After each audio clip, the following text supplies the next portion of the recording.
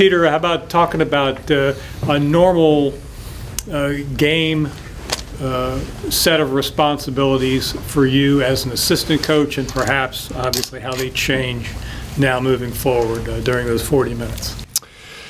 Sure. Well, usually as an assistant coach, we break up the scouts, so boils down to about every third scout I will have. So I will watch all the film of whatever team we're playing and make sure that I know all their personnel, all of their sets, all of the, kind of help Coach Mooney come up with all the keys for how we are going to try to win the game.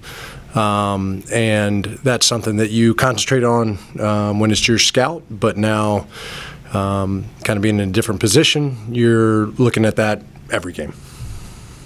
Every game. In your time at Campbell, was there ever a situation where you stepped in for Kevin for one reason or another?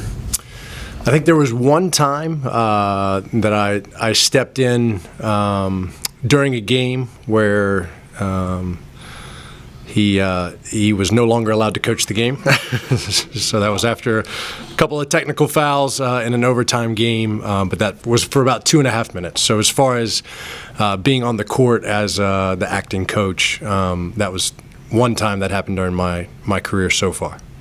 But he never missed a practice or a game or anything like that. We certainly had times where he was on the road recruiting or doing different things where I was coaching the team while in his absence, but those were all planned. How about sharing your feelings, accepting this role and moving into tomorrow night? Yeah, well, it's been an emotional week for Richmond basketball in general. I think that everybody is, when they heard the news, a little bit in shock and is processing it. And we've known a little bit longer than the team. And when we found out, I was certainly humbled and honored to be given the responsibility to help lead the team through this transition. It's obviously you get in Division I coaching you want to be a head coach. That's certainly my goal, and this is not the circumstance that I would want it to come in for this short time, but certainly honored to be in this position and excited to try to help represent University of Richmond and Coach Mooney to the best of our ability. Do you have advice for your players in terms of not letting this weigh them down emotionally and remaining upbeat and focused? Yeah, I think that is the focus, is to try to remain positive and to try to really just, Coach Mooney talks about it a little bit, just try to get lost in the competition. I think there are a lot of different emotions and everybody has a different relationship with Coach Mooney depending on how long they've been here and played for him and the things that they've been through with him and with Richmond basketball. But our biggest advice to the guys has just been, play for each other, play for the seniors who've meant so much to the program and have given so much to the program, and then try to play for Coach Mooney and really just represent what Richmond basketball has come to mean over the years. Obviously, Coach has been here 18 years, and Richmond basketball has its own identity, and try to represent that the best way possible. Has Chris left you with any special advice in terms of rotations or deportment or whatever? Yeah, I think his one piece of advice to me was just to be myself. I think he trusts me and he trusts our staff to handle this in the way that that he would handle it, or hope to handle it in the way that he would want us to handle it. Coach isn't a big micromanager, so I think he alluded to it in his press conference that he said he would, he wouldn't be calling at halftime. So he really, I think, trusts us to make good judgments, and I think he just more than anything would want me to be myself. Hey, lastly for me, can you update us on the health of some of your fellas, Nelson, Walls, and we presume Quinn and Bigelow are ready to go again. Yeah, it was good to see Neil and Isaiah be able to get back. Neil was able to play, I think, the next game, so he wasn't out, and then Isaiah was able to come back and looked pretty good. They've been good in practice, and then we were able to get Jason Nelson back on the court yesterday, so hopeful he'll be able to go tomorrow. And then Mike is still struggling with his ankle injury. Not sure exactly what his status for the game will be yet, but his was a little bit more severe than the other guys. Thank you from me. Yep. How much of tomorrow night will kind of be by committee, just because that's how you guys are used to working anyway? Sure, I think it will definitely be by committee, and that's not just the team having to all pitch in and play, but it's just we're all having, myself down to all the players, our staff, everybody's having to take on a little bit bigger role than they've had in Coach's absence, and that's certainly going to be a theme for us, everybody kind of stepping up and taking on a little bit more, and hopefully we're able to do that tomorrow night.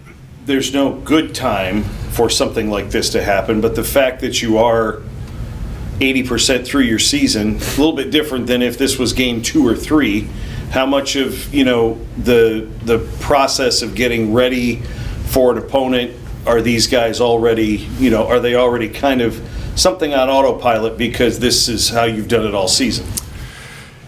Yeah, for sure. We have older guys. Obviously, we've got Matt Grace and Andre Gustafson and Tyler Burton, who've been here and played a lot of games and prepared for a lot of games. And I think that is something that is, makes this transition hopefully a little bit more manageable, is that we are this far into the season and the guys have had so many scouts at this point. They've prepared for so many different kinds of teams we're going to play, prepared for a lot of Atlantic 10 games, and they've all been here and done it for several years. At least we have several guys who have done that. So in a lot of ways, nothing really changes with our preparation, and I think that does give the guys a little bit of comfort moving forward, that we can keep things pretty normal in practice and pretty normal in our preparation, even though they're hearing a different voice.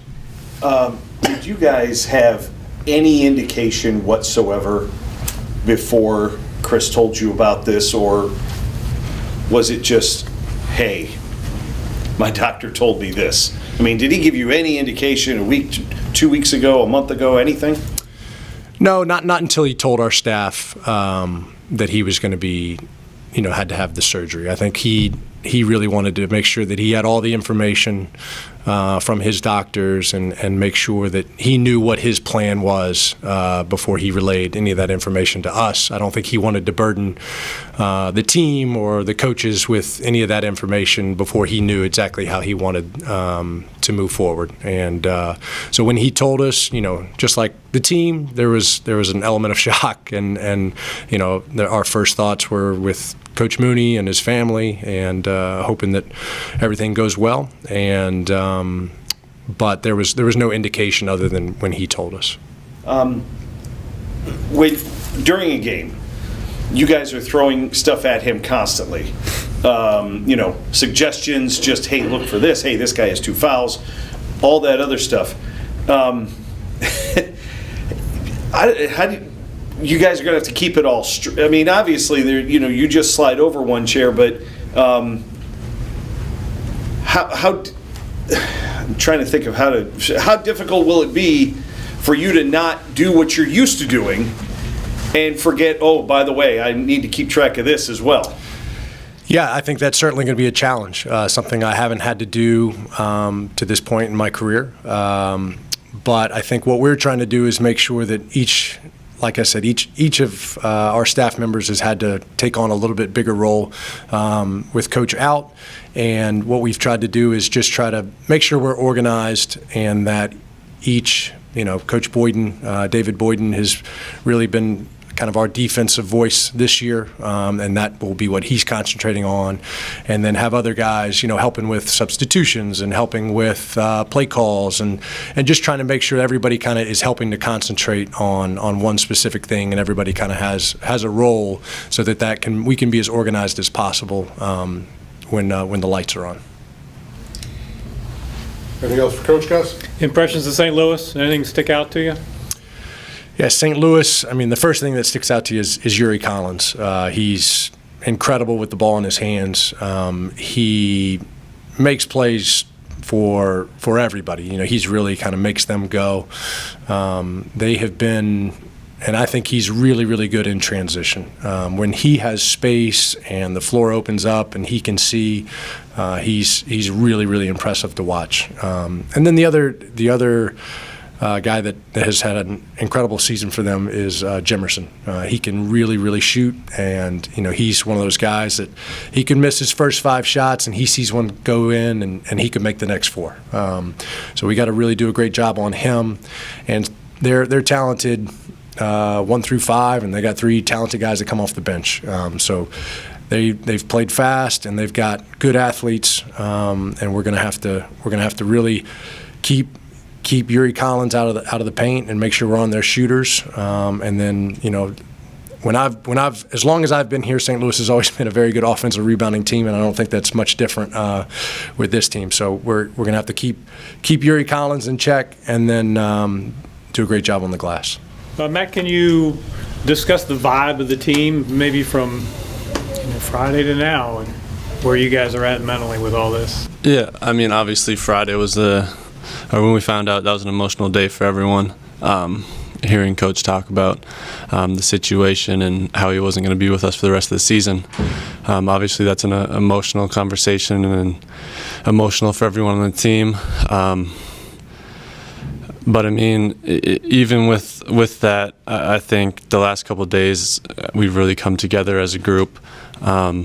Coach Pete has done a great job of bringing everyone together, even with the circumstances. And I think we obviously, it's a lot different without Coach here, but we've done the best that we can to make the most of it so far and really come together. Is there a concern that without your head coach, the performance drops, the effort level drops, the emotion drops? Yeah, obviously. He's a big part of this program, has been for the last 18 years or whatever. So losing him is obviously not something that is positive by any means. So, we just, like I said, we've got to use it as something to bring us together, and just kind of make the most of a bad situation. What would you share with people about Coach Thomas and why he seems the right guy for this job and how he will help? Yeah, Coach Pete is a great guy. He's someone who's calm, really understands the game, and he's done great these past 2 days to kind of thrust into this situation. I think he's spoken really well, done a great job, like I said before, of bringing everybody together. This is obviously not an easy situation for him to be thrown into, but I think he's done a great job so far of bringing everyone together and keeping things as positive as he can. Thank you. At this point in the season, how much do you guys automatically anticipate when you're going in? This is a situation, I'm probably going in here. How much does the team in some way run itself in that regard, or do you expect it to be a little bit different? Yeah, I think for the most part, I don't think too much will change in terms of when guys go in and how things are run. So far, Coach Pete has been doing things pretty similar to Coach Mooney. Mooney's really set the foundation. So, like I said, the foundation's set, so I don't expect too much of a difference going forward. The meeting you had with Coach Mooney, you said it was very emotional. How long personally, and maybe you haven't yet, but how long personally before you can snap back into game preparation mode, and even being a student around here without it kind of being in the forefront of your mind 24 hours a day? Yeah, I mean, yeah, like I said, a very emotional meeting.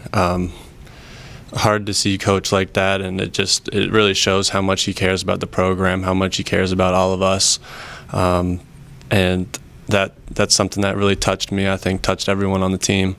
But yeah, like you said, we got a game tomorrow, so it's just something we've kind of got to push to the back of our minds and just focus on the task at hand. Towards that end, what is your scout? How do you prepare for St. Louis? What do you know about them, and what are you getting ready for? Yeah, I mean, St. Louis, obviously a really good team, one of the top teams in the conference. I've played them a few times since I've been here, and a lot of that goes through Yuri Collins, a really good point guard for them. So we got to be prepared for him, and yeah, just a lot of it comes down to defense, playing hard and playing together, and if we do that, we'll be all right. Coach has used the phrase "get lost in the competition" several times here lately. What does that kind of mean to you, and how do you kind of portray that with your guys, and what do you kind of expect to feel from that phrase at 7 o'clock tomorrow night? Yeah, that's something we've kind of been talking about lately, is just competing, playing hard. Something I've talked about before, playing hard, all starting with defense and really just competing.